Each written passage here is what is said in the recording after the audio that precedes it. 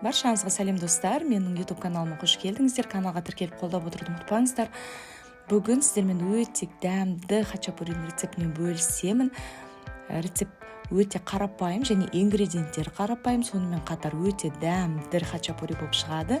Міндетті түрде жасап көріңіздер және видеоны соңына дейін көріңіздер. Ал ендеше бастайық. Алдымен 300 грамм айранымызды ыдысқа құйып аламыз. Барлық ингредиенттер бөлме температурасында болуы қажет. Бір жұмыртқа қосамыз, 1 шай қасық тұз, 1 шай қасық қант, 3 ас қасық өсімдік майын қосамыз. Енді қанты, тұзы ерігенше жақсылап бір араластырып аламыз да, ұнымызды қосамыз. Ұнымызды қопсытқышымыз бірге бірінші елгезектен өткізіп аламыз. Сол кезде қамырымыз өте күшті болып шығады. Қамырымызды иілейміз. Қамырымыз орташа, қатты жұмсақ емес, қатты емес, орташа қамыр болып, қолға жабыспайтын болуы керек. Және де 10-50 грамм ары-бері жүреді, себебі жұмыртқаның үлкендігіне қарай, болмаса айранның қоюлығына қарай, мүмкін ұнды азырақ қосасыз, мүмкін көбірек қосасыз. Илеп жатқанда байқарсыз. Енді қамырымыз демалғанша салмасын саламыз. Салмасына 500-600 грамм ірімшік, менде 2 түрлі моцарелла және де голланд сыры.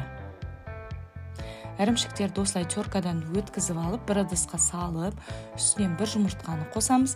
Егер ірімшіктеріңіздің тұзы аздау болса, кішкене тұз қосып жіберсеңіздер болады. Жақсылап араластырып аламыз да дөңгелектеп шығамыз.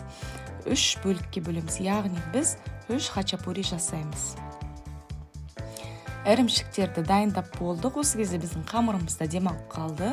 Енді қамырымызды алып, тағы да бір кішкене илеп жібереміз де, қамырды да 3 бөлікке бөлеміз.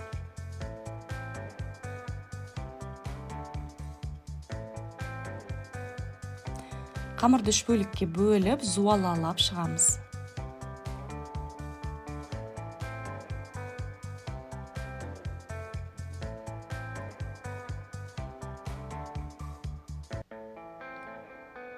Және де оқтаудың көмегімен кішкене жайып жібереміз де, ішіне ірімшіктің бір дөңгелегін салып, видеодағыдай жауып шығамыз.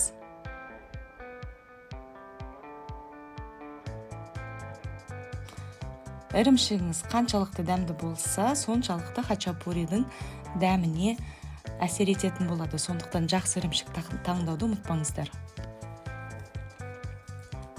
Осылайша әр ірімшікті ішіне салып шығып, қамырымызды міндетті түрде тағы да жарты сағаттай демалдыруымыз қажет. Яғни біздің қамырымыз бен ірімшігіміз бір-біріне үйренісу қажет. Сол кезде хачапури әдемі жайылатын болады.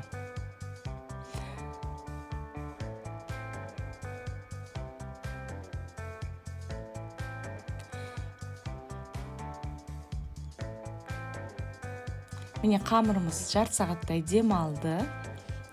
Енді әр хачапурийімізді өзіңіздің табаңызға қарай, көлеміне қарай жайып шығамыз.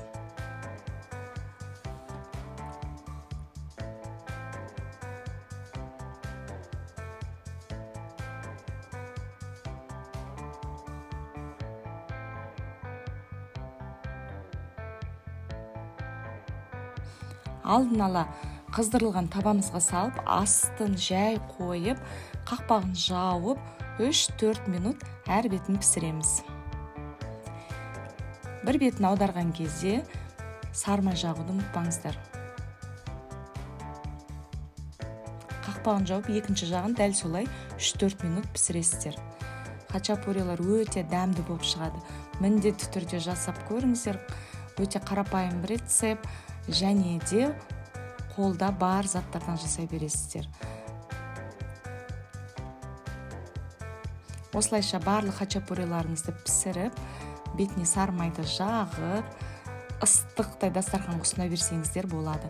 Және де дәл осы рецептпен осылай хачапурилар жайып болғасын, үстіне кішкене ірімшікті теркадан өткізіп, сеуіп жіберіп, 180 градус қызып тұрған пеште 25 минуттай пісіріп алсаңыздар да болады. Ол рецепте өте дәмді. Осымен хачапуриларымыз дайын. Баршаңызға ас болсын.